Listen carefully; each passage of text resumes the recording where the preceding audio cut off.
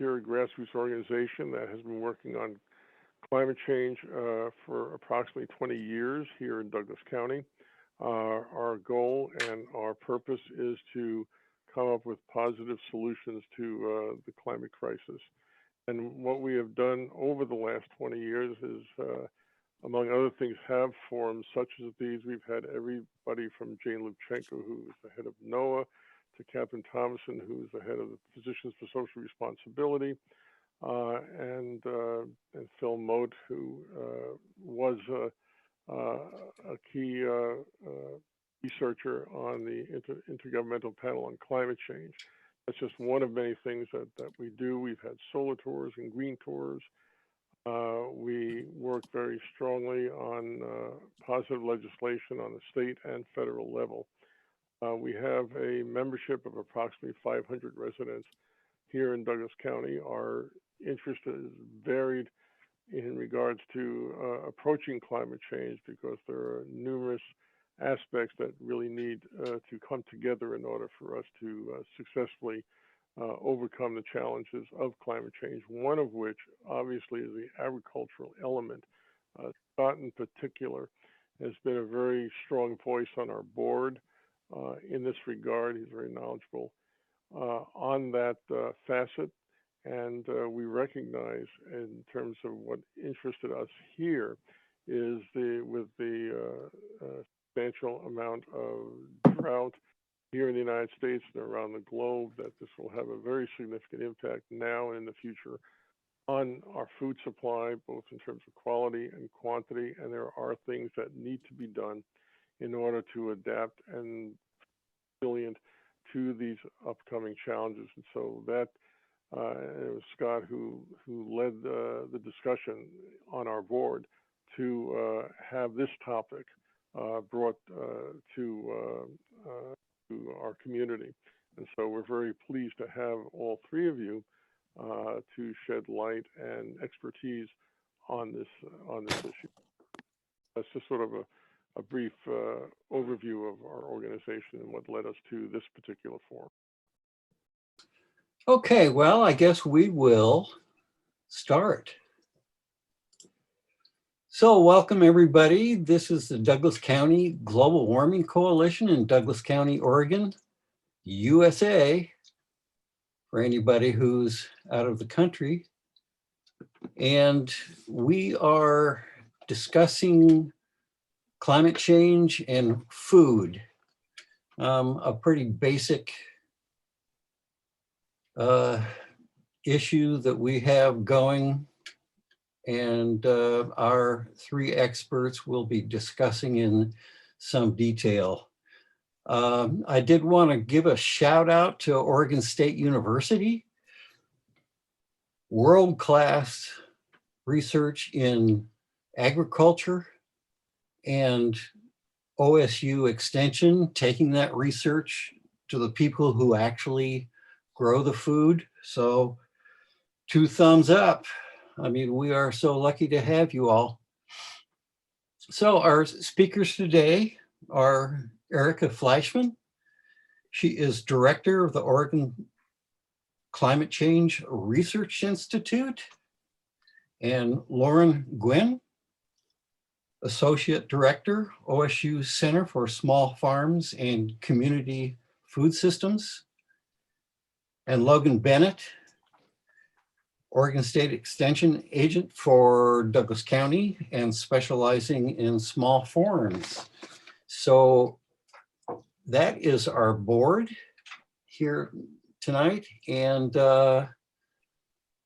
I guess Erica will be going first. So let us dive into this. All right, thanks everyone. It's a pleasure to be meeting with you. Wish we could do this in person, but remote has its benefits too. So I'm gonna share my screen.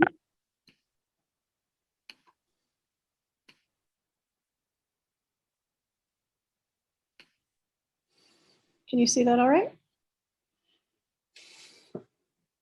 Yes. Great, thank you. All righty. I'm gonna pick and choose a little bit about some topics that I thought would be of interest to this group. If you'd like more information on any of these topics, or if you want to see some of the publications that OCRI puts out, please ask or get in touch with me afterward. You can use your internet searching skills to find OCRI. We're hosted by Oregon State University. So no surprise probably to anyone here, especially in this group, Oregon and the Western United States as a whole, like the entire world, are becoming hotter. And we can look at increasing heat in a couple of different ways. One of those is mean temperatures. We can also look at extreme temperatures and then the effects that high temperatures or increasing temperatures have on agriculture and other sectors. So in Oregon, since over the past, 125 years or so, there has been an increase of about 2 degrees Fahrenheit, potential for a 4 to 8 degree Fahrenheit increase by the end of this century. It is getting warmer in both day and night and in every season, but in a relative sense, nights are warming faster than days, and summers are warming faster than other seasons. And the warming nights is a big deal in the Pacific Northwest because many of us have taken advantage of relatively cool nights to be able to use passive cooling of our homes, or to be able to cool off ourselves, or for animals to cool off from the heat of the day. And so in all likelihood, there will be more demand for air conditioning, greater energy demand, you name it, as a function of those warmer nights. And whatever hot means to you, whatever you think is a hot day, if you think hot is 70, if you think hot is 95, there are going to be more days that meet that heat level, and it's going to be hotter on those days. So some of the things that people talk about with respect to ecology and to agriculture with respect to heat, you tend to hear a lot in sort of the climate change sector about changes in pollen loads. And there's a lot of discussion about the fact that, especially for plants that we consider weedy, that the pollen season will become longer and that pollen loads will increase. There is just starting to be research in the peer-reviewed literature and more anecdotal observations about the fact that heat, at the same time as it's increasing pollen loads of weedy species, may be a real problem for agriculture around the world. And so the notion is that for agricultural crops, heat, and especially early heat, really may cause some problems with respect to productivity. And those changes in pollen loads in agriculture also can have an effect on the organisms that pollinate a lot of our crops, and in some cases native plants. So in essence, it takes more nutrients to grow a female bee than a male bee. So if the nutritional quality of pollen changes, and if there's less pollen, that may affect the populations of pollinators as well as the plants. And by pollinators in this case, I mean primarily bees. So drought can mean a lot of different things to different people. Kelly Redmond, who at one point was he now unfortunately is deceased, but was the climatologist of Oregon at one point. He said, drought really is just not having enough water to do what you want. That's the simplest definition of drought that's kind of intuitive. And there's a lot of different ways of identifying drought. The actual definitions here don't matter so much as that there's a lot of different ways of measuring drought in different sectors, in different sciences, what have you. And those look at those different measures. Some of them focus on basically how thirsty the atmosphere is. Some of them focus on how thirsty the soil is. Some of them incorporate both. And there are both direct measures and then indexes. So some of you might be familiar with the Palmer Drought Severity Index or the Evaporative Demand Drought Index. All of these are just different ways of looking at drought, or the inverse, water availability. And so the point is simply that when you hear drought being discussed, or an area has been designated as being in drought, which comes with a lot of economic consequences of being declared in drought. Just sometimes it's helpful to say, how is drought being defined in that context? It's not right or wrong, it's just informative in terms of how it's being defined. So temperature is one thing going on that is contributing to drought, but there are a number of other contributors, and research is ongoing to try to decompose drought into these different contributors to aridification. So precipitation, we often think about drought in terms of the supply, the water supply through precipitation, as opposed to the demand side, which is what we want to do with that water. But interestingly, precipitation in Oregon If you look at the water year, you could also look at the calendar year. It's not decreasing. There are wet years, there are dry years, but if we look at the long-term annual averages or the cumulative amount of precipitation, it's fairly stable or increasing slightly. And it's projected to continue maybe increasing a little bit. It's not becoming, we're not receiving a whole lot less precipitation. What's happening though is we're getting more precipitation in winter and less in summer.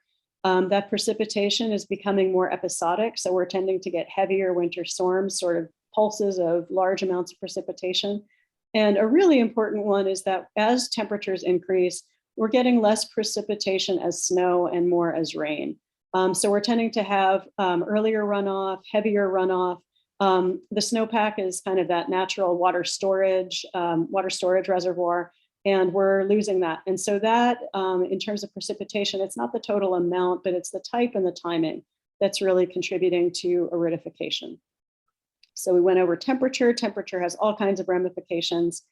Something that people are starting to look at more in natural systems than agricultural, but somewhat, well, maybe not, probably somewhat of both. All else being equal, plants use more water as temperature increases. But if you just look at what's causing climate change, so if you look at increases in carbon dioxide in particular, if you, for a second, hold temperature constant, the increases in carbon dioxide per se can actually make plants somewhat more efficient in their water use, especially plants that use a certain metabolic pathway called the C3 pathway. So plants that are not already in really arid areas. And so it's possible that plants will have less production, less photosynthesis as they become more efficient with respect to water use. But there are some interesting trade-offs for plants in terms of carbon dioxide and temperature and water availability. So other contributors to aridity, wind speed is a big one. And people, especially with respect to fires in Oregon, people often ask, well, is wind projected to change as climate changes? The simple answer is no. Winds are not really projected to change. Solar radiation is a big driver, and also humidity. And all of these, solar radiation and humidity are likely to change as climate continues to change. So one of the big reasons that we think about aridity in terms of its effects on Oregon and across the West is the contribution of aridity to wildfire.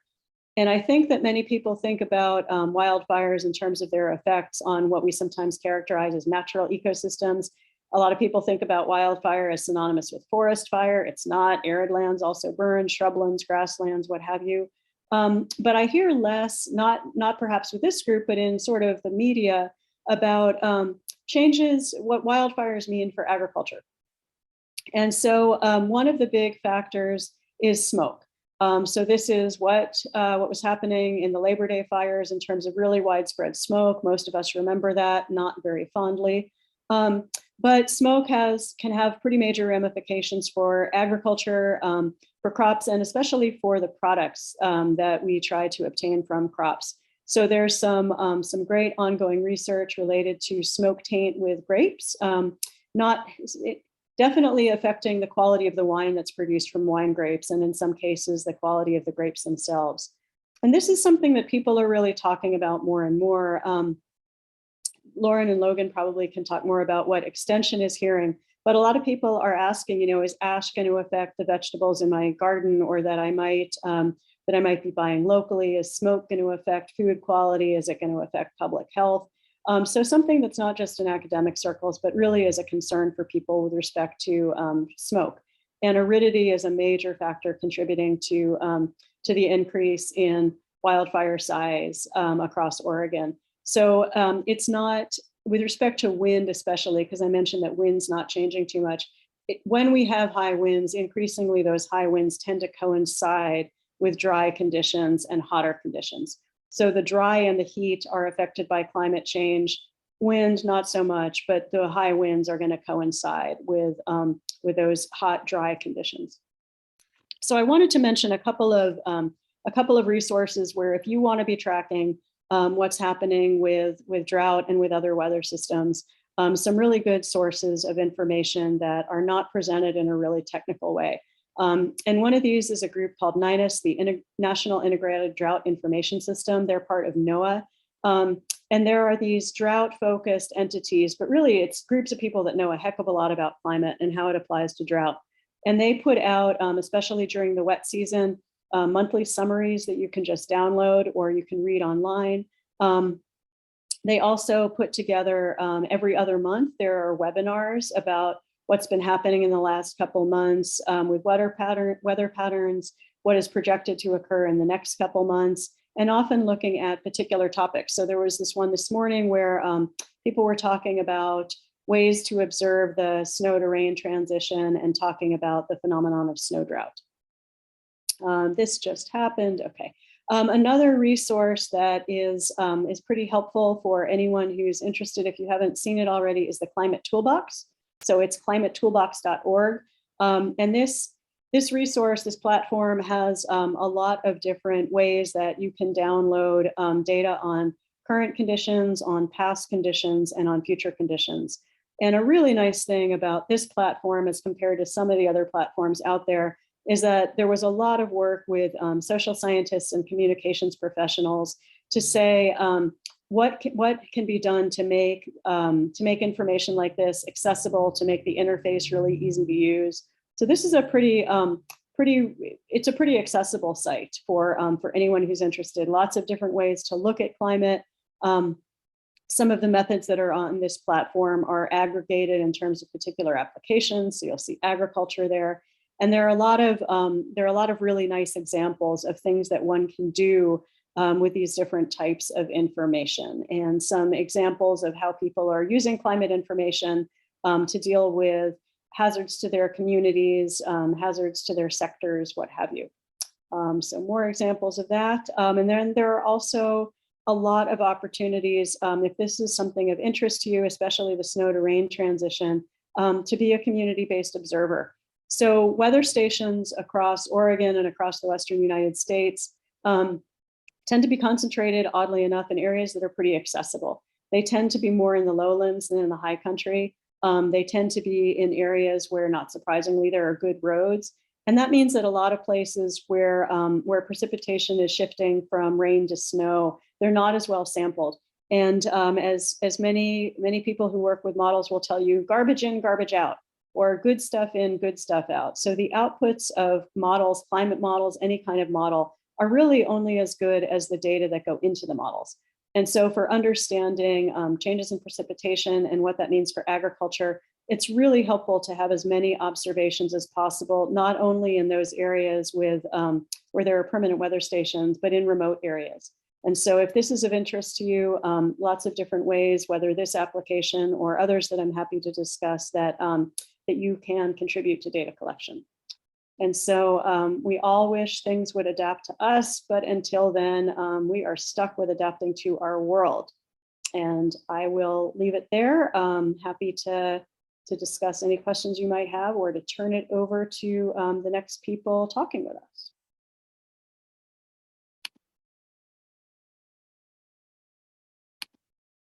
So I think folks should definitely, we're happy to field a few questions at this point, since what Erica shared is a really nicely presented package of a lot of technical information and a lot of great where to go next resources.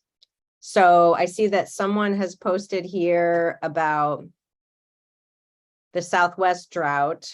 When was the last major drought that's equal to or worse than recent droughts?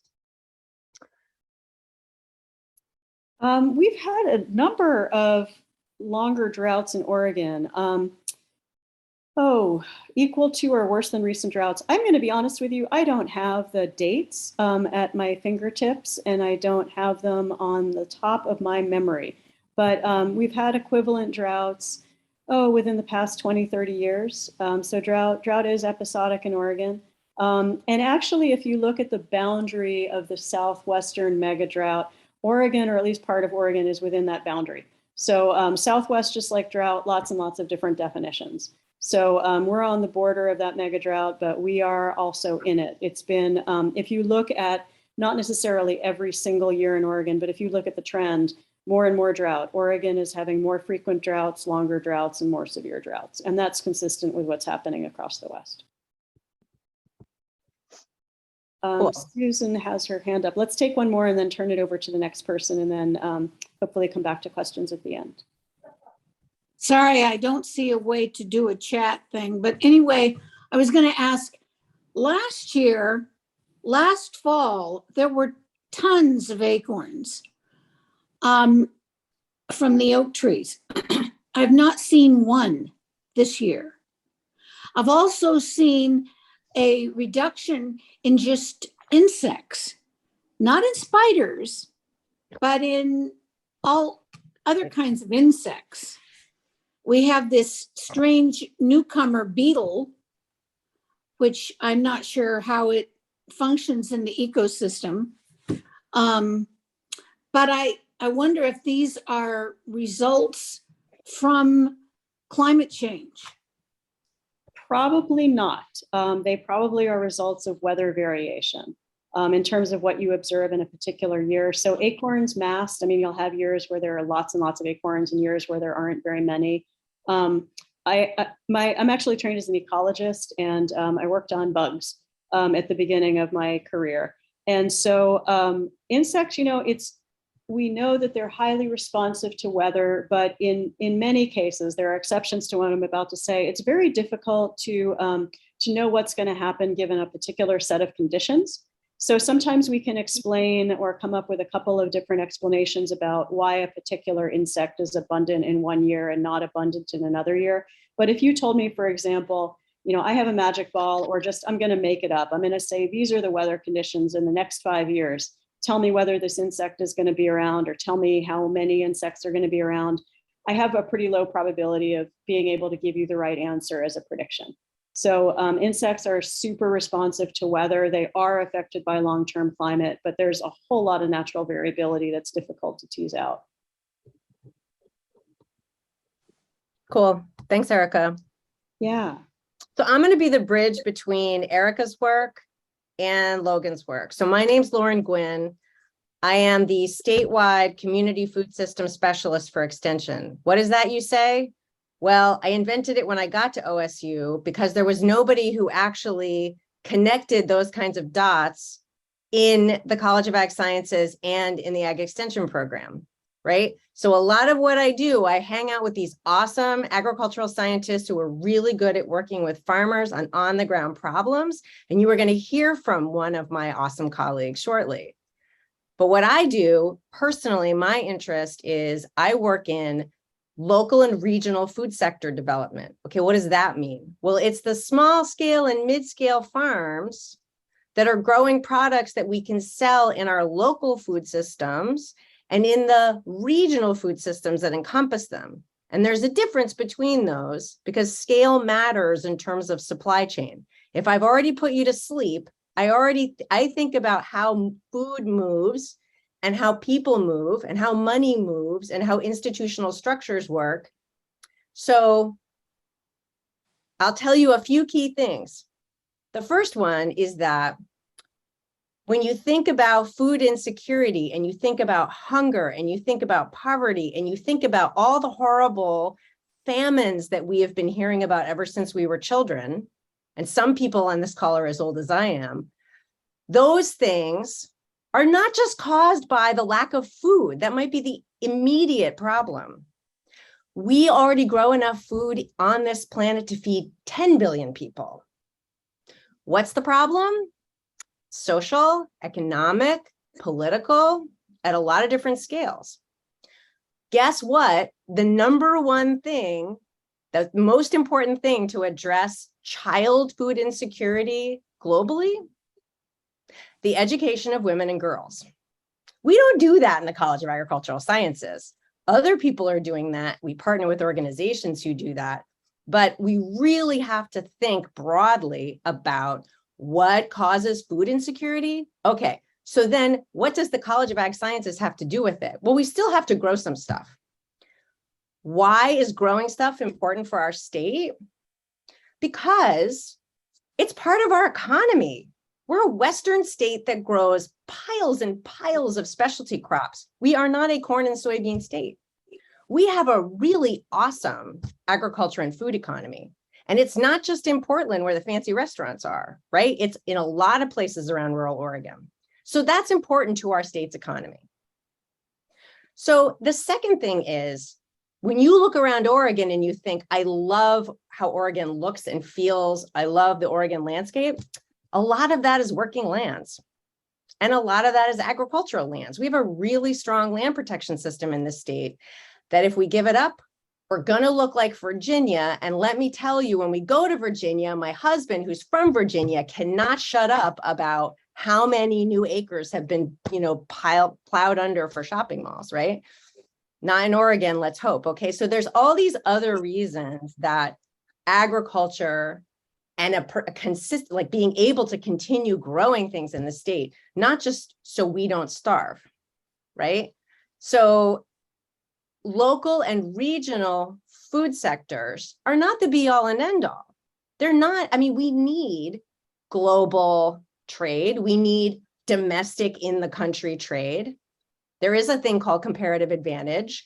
I can't grow coffee in Oregon yet, but I will say that USDA, US Department of Agriculture, finally figured out during this pandemic we've been having that local and regional scale food systems, growing it, selling it, moving it around, are really important for our resilience. And actually, sidebar, USDA is figuring out how to put a lot more money into developing those food sectors because they're really important in times of crisis and also in the sort of ongoing crisis we have of, uh-oh, here's the water, uh-oh, there's a problem over here. So the one last thing I want to tell you before I hand it off to Logan is that when you look around your region, and Logan's going to talk about agricultural production in your region, which is its own self, like its own special region in Oregon. When you think about the food system, think about with locally and regionally, how does that food get from the farm to the places you like to buy it, right? A lot of the food comes in from somewhere else, but there is a lot of food that's grown, and a lot of food that's grown in Douglas County goes somewhere else, right? But there is a lot of food that is moved around there in your local region. There are some amazing organizations that have been building that kind of sort of farmer collaboration and aggregation and distribution and marketing. Sometimes we call them food hubs. You have some great stuff going on in Southwest Oregon. When we think about climate change impacts, we're not just thinking about devastation of food or crops, like this dried out, this pest or whatever. Picture this. There's a heat dome. You work for a food hub that aggregates food from producers and brings it out to independent retail grocery stores. The heat dome is going to hit and it's going to be 110 degrees. You can't have your people out in trucks in the middle of the day in 110 degrees. You got to have a plan for how your team is going to come to your distribution facility and start work at 3 o'clock in the morning, how they're going to operate in the dark, how are they going to stay safe when everybody is going to be shut down, staying quiet and cool in the worst part of the heat dome. How are we going to manage our coolers? How are we going to, that is really important to think about in all the off-farm parts of the food system. So we are really in Oregon trying to think very clearly about the specific pieces of the food system and what are their nouns and verbs of what they do and how do they change what they do so they can manage through these heat domes, right? Heat domes don't, thank goodness, don't come every day, but there's more of them now and there's, less cool nights like Erica said. So we're trying to have our food sector adapt to that. So I know that was a big overview, but that's my point, to be a bridge here. You asked about the food system. You brought up earlier in describing yourself food insecurity and those kinds of questions. I wanted to give you a little bit more sort of where do these questions fit together in a real on the ground way. And what I want to do is hand it over to Logan. We are very lucky to have Logan in the Small Farms program because he has training across a lot of different kinds of production systems. He's worked with more conventional agricultural producers. He's done a lot of work with organic growing when he was at OSU and working, with the Organic Growers Club and that organic farm. He really understands, what are the challenges that farmers are dealing with on the ground. So I asked him to come and share some very specific stories because ultimately, It's like someone in distribution, a distribution company told me, everybody talks about the food system, but there is no food system. There's the produce, delivery system, and then there's the meat side, and then there's the dairy side. And these things might be on the same truck from time to time, but they operate kind of differently, right? So if you have any questions for me, we can save them till later, but I want to move on to Logan so he has enough time. Logan, it's you. Hi, everyone. Hopefully you can hear me. I'm going to go ahead and share my screen now, and we'll get started. And so what I want to do is really talk about how we address and adapt for climate change on the local scale.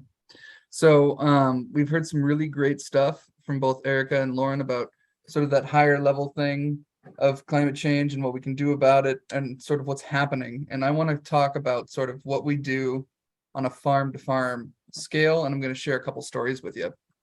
So first, just to introduce myself, I'm Logan Bennett. Nice to meet everybody. I'm our small farms and master gardener agent here in Douglas County. Before this, I was a crop consultant. I did work in Oregon, Washington, and my territory actually went down to California too. And what a crop consultant is largely like a private sector extension agent. I worked with farms directly to mitigate pest issues, diseases. We work with irrigation, that sort of thing. And before that, I got a master's in soil science and a bachelor's of science in natural resources. And as Lauren mentioned, I used to be a small scale organic farmer myself. So I put up a couple pictures here just to sort of illustrate that. The picture in the back is working on a small farm. We were harvesting lettuce. And the picture in front of that is me with a small particle sprayer on about a 500-acre farm. So I've worked in scales small and large. So first I want to kind of ask, how do we look at climate change in agriculture? And with most things that have to do with science, it depends. Farmers are extraordinarily busy people, and often when we're looking at climate change related issues on a farm, we're working towards a solution that's happened because of a disastrous condition, or we're trying to plan to mitigate for next season. And that's because we're always trying to work towards the next crop or keep the crop that we've got going. It's kind of hard to look at that larger scale when we're trying to survive. And unfortunately, a lot of our lessons are learned through experience. This is a picture from 2020. This was during the large scale fires that were happening then. This is a hazelnut orchard. It's not Mars, but it sure looks like it. And this was sort of a reminder, or really sort of my shock and experience that, oh, wow, these anomalies that I experience every year in agriculture might be reoccurring, and they might have a pattern, and we might be seeing a real issue here.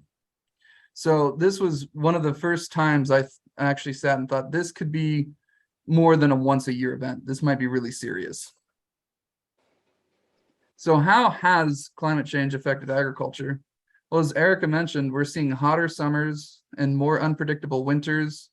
We're seeing more forest and wildfires, which means more smoke. And we're seeing less water and less water availability. And all of those things have effects on how we grow our crops.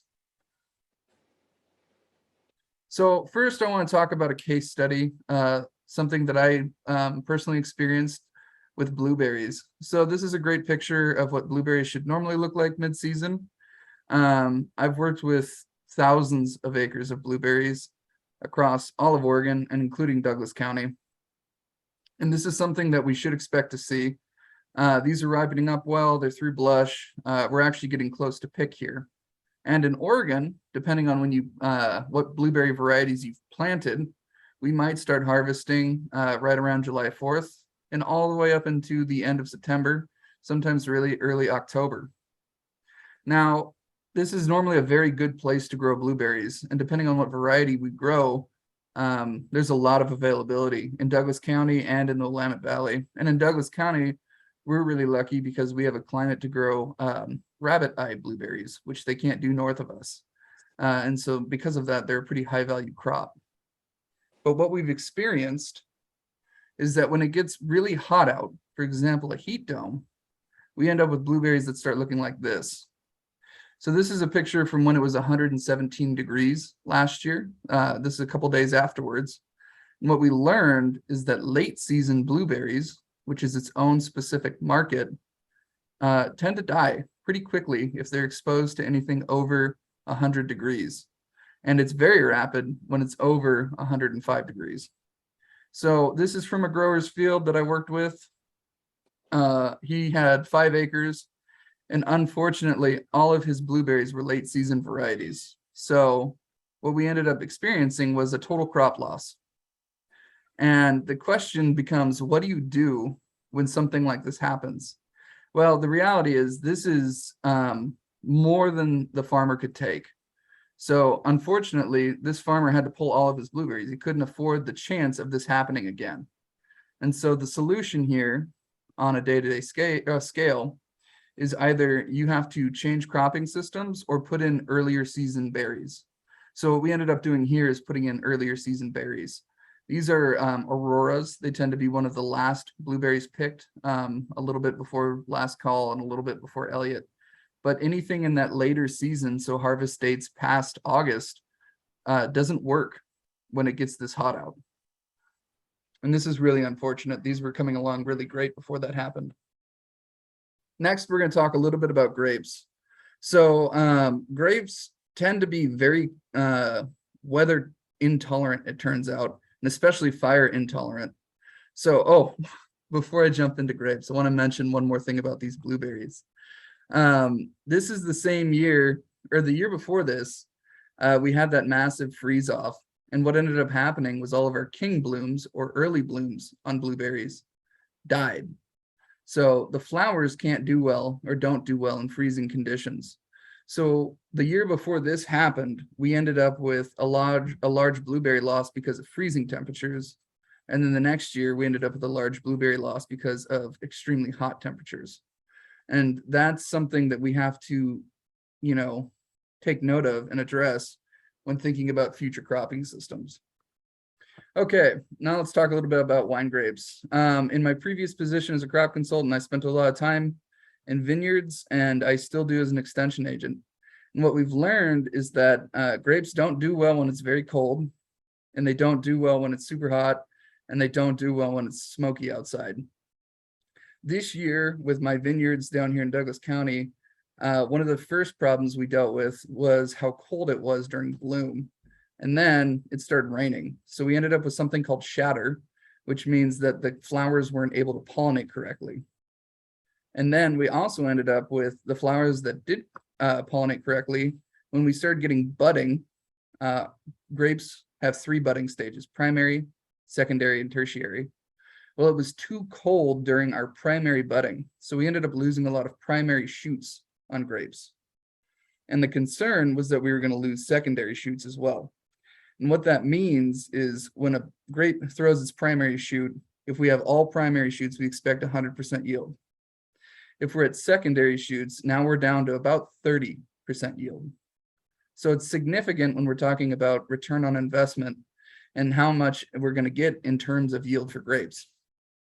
And on top of that, as we've learned, and some of us may have experienced here, is that when there's smoke, we end up with taint on our grapes. The smoke affects grapes almost immediately, and we're still doing some research into that, which we'll talk about a little later, but it's a pretty major issue. Another thing we've experienced this year is a lot of powdery mildew and botrytis, and that's because we had a really wet spring. And what turns out, or what happens, it turns out, is if it's super wet, we get a lot of fungal infections. And that's a major issue for wine grapes as well. And ultimately, when we have more pests, that means we're spraying more often. And we're not seeing just more fungal infections, we're also seeing insect pests and more weeds. As Erica talked about, we're seeing more pollination with what we consider weedy species. And as a result of that, not only vineyards, but other forestry and farms are spraying more often. And grapes, unfortunately, are super susceptible to a few different herbicides. This picture here of this curled up leaf is phenoxy damage, and we don't know where it came from, but more than likely that was an application off-site of either 2,4-D-triclopyr or something like that. And so we're kind of getting hit from all fronts here: weather, pests, and from off-farm drift. So the solutions here are a little more complicated. We can't just plant a new variety of grape.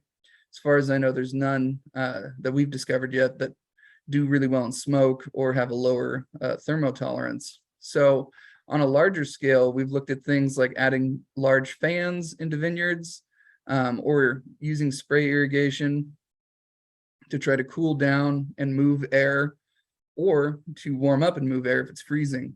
So this is sort of an ongoing thing where we're trying to figure out what the best solution is to battle all of these things at once. Someone had mentioned they were seeing less insects and more, less insects and less acorns.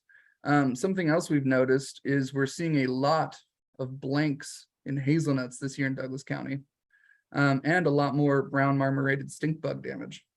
And so we don't have any concrete conclusions on that yet, but it's something we're noticing and looking into. So from what the last few years, what have we learned? And I think for me and the growers I work with is that serious weather events are no longer anomalies. They're starting to become patterns, something we can measure and prepare and mitigate for. And on the farm to farm scale, we have to move away from being reactive and start getting towards being ready to mitigate and plan ahead. And so, like I said there, mitigation strategies are important, and many of these issues can be planned for. And crop changes can be an important shift to make in the future. This picture here is from the 2020 fires. Those are hops, and that's ash that settled on them. Luckily, we learned that ash isn't a huge difference, or doesn't make a huge difference in the taste of hops. It can be cleaned off during the processing of hops. But what we did learn is too much ash can actually collapse hop yards. And up in St. Paul, we experienced this where it was, I think, 10 acres of hops totally collapsed because they were too heavy from all the ash on them. And that's not only thousands of dollars in damage, but it's also very dangerous, especially if you have workers in the field right then. So not only are we looking at food contamination issues, we're looking at safety issues as well. So I suppose the question is, what do we do now? Well, this very pretty picture of a vineyard brings me to talk about some research that we're doing right now. We're doing a statewide research project, including a few places in Douglas County, looking at the effect of smoke on wine grapes. So we're measuring different phenol levels and actually turning some wine, or some of these grapes, into crushed wine, and measuring taste changes and chemical changes in the grapes themselves. Also, we can start looking towards what has happened and start dealing with it. So there are several different drought and disaster resources and relief programs out there.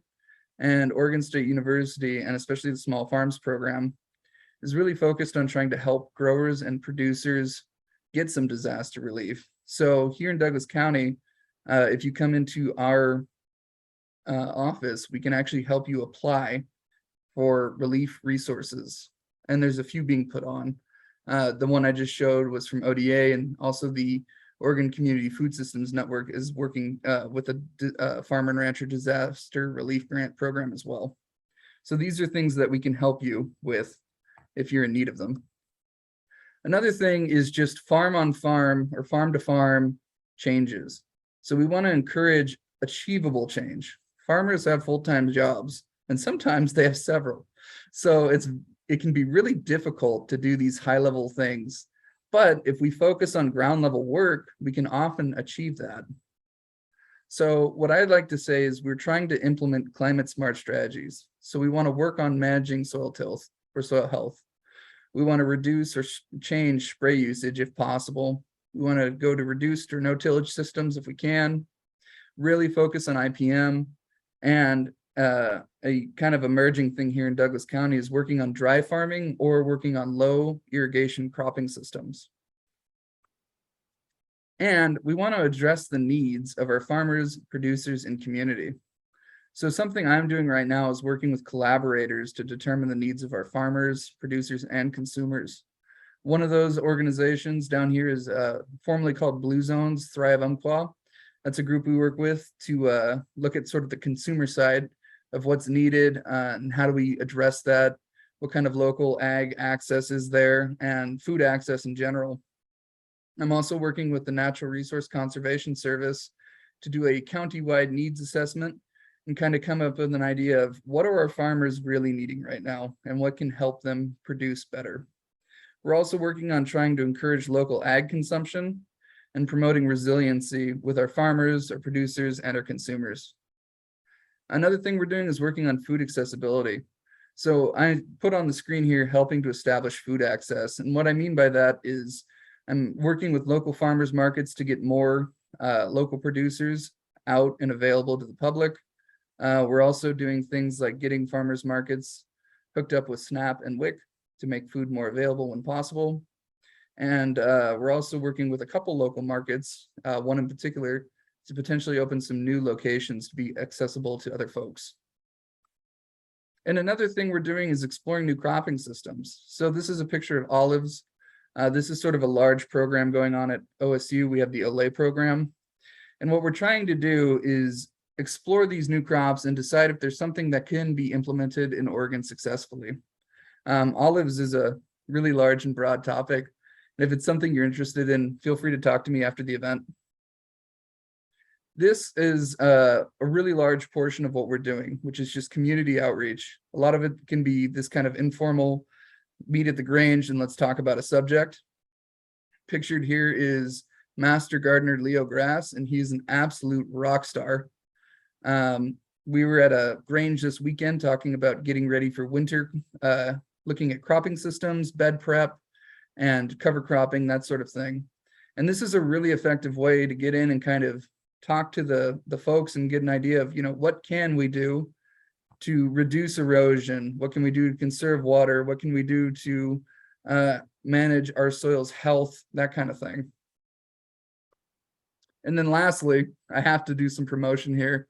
Largely, what I do is put together and coordinate classes that I can teach either towards resiliency or improving your farm's tilth or return on investment. And then also we like to work with a lot of collaborators that are local to try to do this sort of thing. So these are a couple I have coming up. We have a soil health management class for ag land and pastures on November 18th. And I'm going to be working with the Umpqua Soil Water Conservation District for that one. And then we have a chicken processing class for small farm producers coming up on the 12th. And we'll be working with a local farm, Kellum Farms, for that one. Great, thank you so much. Is there any questions? See, this is about the details. Thank you so much, Logan. And that's not all of them. Who has questions for Logan? Let's see. I have a hand up. Yeah, I don't get to put a hand up. Go ahead, William. Yeah, Logan, thank you for that presentation. That I thought was very helpful for me. I do have a question about politics. Is there anything in the State House that could affect legislation that would, particularly for the Eat Local Saturday market? Well, I use that term Saturday market, but I just mean a way to get ag products to Douglas County, in this case, Douglas County residents, and encouraging legislation that would encourage that to happen or allow it to happen perhaps more easily. Lauren, you unmuted. I think Yeah. you know more about this than I do. Yeah, it's okay. So the answer is yes. There will be things coming up in the 2023 long session of the Oregon legislature. Oregon has great cottage food laws, meaning that very small scale growers can make in their own home kitchens, which following clean and sanitary procedures, certain kinds of products for sale directly to consumers in places like farmers markets or on farm stands. On the part of the farmer. Oh, uh-oh, is he back? Oh, okay, great. Sorry, we lost you and then I started talking and then you had a minor rave there in like 30 seconds. It was great, or maybe 5. So are you with us, William? I am, yes. Great. Okay, so I'll just say, yes, there are things coming up. there's an organization called Friends of Family Farmers that is working with a legislator on a particular bill that will fix some of the holes in our current Oregon Farm Direct marketing law that has to do with cottage foods. We like to call it things in jars, right? So there will be some changes in there that need to be made so that the full. So Oregon. Is it me? No. Okay. So yes, there will be something. And then the other thing that's going on that I knew this was a problem, and there's no piece of legislation on this yet. I don't know if anybody in here is in the insurance business, but there are some great there are great opportunities for small scale farmers to sell, wait for it, this is the great term, potentially non-hazardous products. This is a term of law. Things that you can make and you're really, not going to kill people. Jams and pickles and that kind of thing, who can sell those. There are things that they are allowed to sell by law that no insurance company now will cover them for.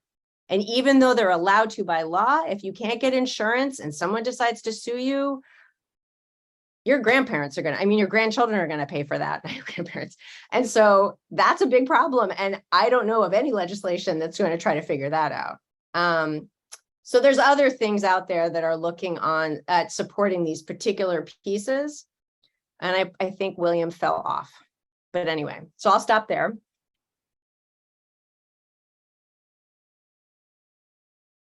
I'm going to put in the chat, actually, there's a great statewide network called the Oregon Community Food Systems Network, and it has a policy collaboration team, and they share people who are active at the legislature from that organization. They share their different priorities coming up, and they put together something called Bills to Watch.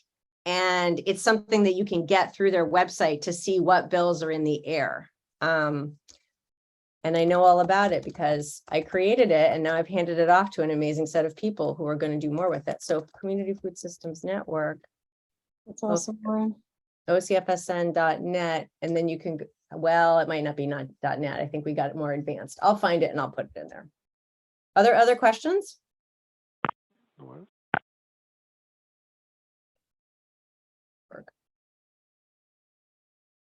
Trinidad. So I have a question. So I heard from someone that drought from the neighboring states is affecting Oregon. Is that true? Like, for example, California. Well, it depends on what you mean by affecting Oregon. Well, I heard something about our water is we're using our water use resources to go over there. Well, okay, so Logan and Erica are probably going to have more, grounded answers to this, but I will point out that because it's getting harder and harder to farm in California, because there's less and less water, a lot of forward-thinking farming companies and farmers in California have been buying land in Oregon for some time now. And it's essentially using the water, but they're growing things here now. But it's a different business. So that's sort of a different way. And I actually heard recently about, I think it's a hedge fund somewhere that is banking on our blueberry industry going belly up. And then they're going to be able to buy all these bankrupt farms. And then at some point our land use planning will go south and then they'll be able to put condos on it. Or, something absurd like that. So there are a lot of other states that looking to mess with Oregon ag. Now, Erica and Logan, how would you answer it? Just to hop on that blueberry train. Unfortunately, that actually is kind of a thing. There's a lot of out-of-state owners that have sort of just management companies running their blueberry farms and vineyards and other farms in Oregon. And that's something to pay attention to. But Erica, I'll let you handle the sort of larger scale thing, but kind of like what Laura was saying is that there's cropping systems that are no longer viable due to drought and salinization of California soils. And so what's happening there is a couple things. They're eventually being soon, we're going to be rotating systems out and looking for new cropping systems in California. And a lot of our land use here is changing because of that. And thirdly, the markets for a lot of these crops are changing quite a bit too. So in those ways, drought in California is affecting Oregon ag. Yeah, I guess I would add on to the great points that that Lauren and Logan made by saying, sometimes political boundaries follow a watershed boundary. They might follow a river or what have you, but I've never seen a watershed that respected political boundaries. So what the state is, in a sense, is kind of irrelevant. It's what's happening with water supply, in a biome or an ecosystem, if you want to think about it that way, and then water demand, what people want to do with that water, all kinds of complications with water rights. Water law is complicated.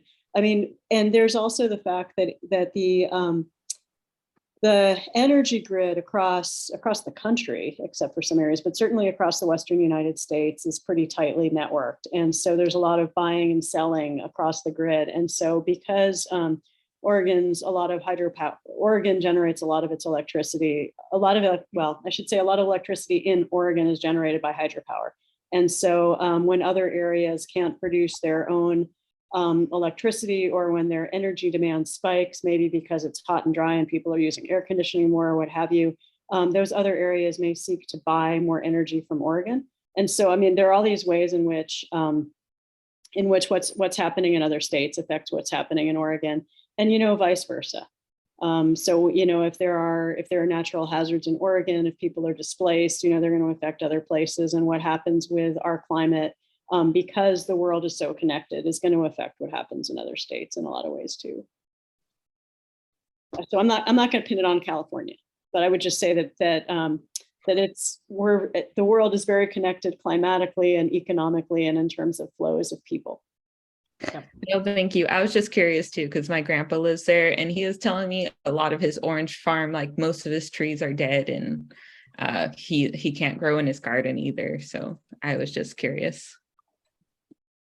Yeah, and when you think about how much green golf course there still is in certain parts of California, that just it just doesn't make sense in my mind. It looks like we're getting close to the end. Any other questions for Logan about these? I don't know who here is a farmer, has neighbors who are farmers, grows things in the garden. You're like, what is happening? But Logan, put in your info. What's up?